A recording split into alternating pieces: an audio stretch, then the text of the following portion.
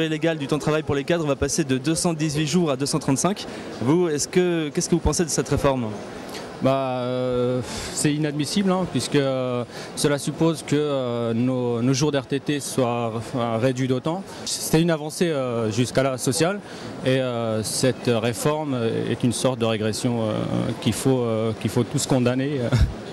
Aussi à chaque entreprise de pouvoir d'avoir la souplesse pour pouvoir adapter la réforme aux conditions de ces cadres, parce que j'imagine que pour un grand groupe, la problématique n'est pas du tout la même que pour une PME. Donc, j'ai pas d'avis tranché, mais je pense qu'il devrait y avoir plus de souplesse ou de des cas particuliers par rapport aux tailles des entreprises. C'est complètement crétin parce que d'abord c'est pas passé, ensuite c'est la réforme maximale. Et il restera ensuite au dialogue social à se mettre en place, puisque c'est une limite, d'après ce qui veut se faire, c'est une limite maximum, puisque dans le premier projet, il n'y avait aucune limite maximum. Donc 235 jours, ça représente, il faut le savoir, les vacances plus le 1er mai plus les week-ends. C'est-à-dire que par exemple, tous les jours chômés ne sont pas comptés dedans. Donc on voit bien que c'est une régression absolument lamentable et qui correspond à rien du tout. Pour moi, la durée légale, c'est pour tout le monde, que ce soit cadre ou non cadre. Donc je suis contre en fait. Que ce soit cadre ou non cadre, 35 heures, c'est 35 heures. C'est pas que pour les non-cadres et pour les cadres qui font plus que 35 heures. Et pour les non-cadres, non.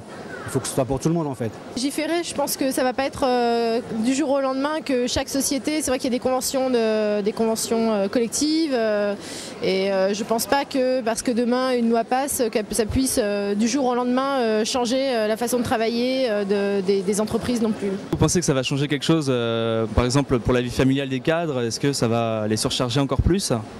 Je pense que oui, surtout, encore nous on est jeunes, donc ça n'a pas d'impact immédiat, mais pour les gens qui ont une famille, une vie de famille, des enfants, je trouve que c'est dommage, parce qu'ils auront moins de... Déjà quand on est cadre, on travaille beaucoup, on ne compte pas nos heures sup, et le fait justement de supprimer ces jours d'RTT, c'est un coup porté à la vie familiale, quoi.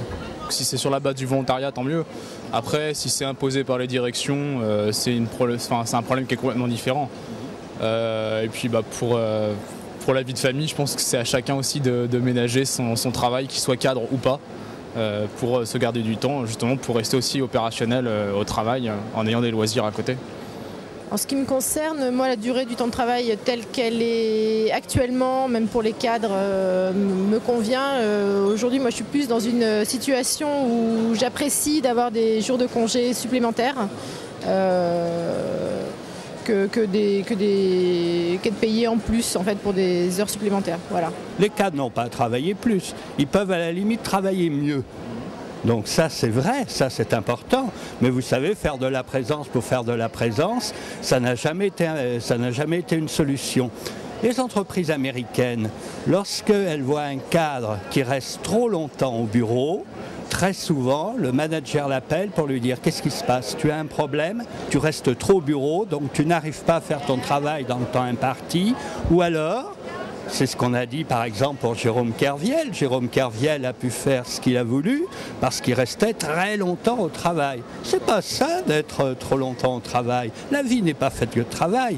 C'est pas moi qui ai dit que l'homme n'est pas fait pour travailler, que la preuve c'est que ça le fatigue.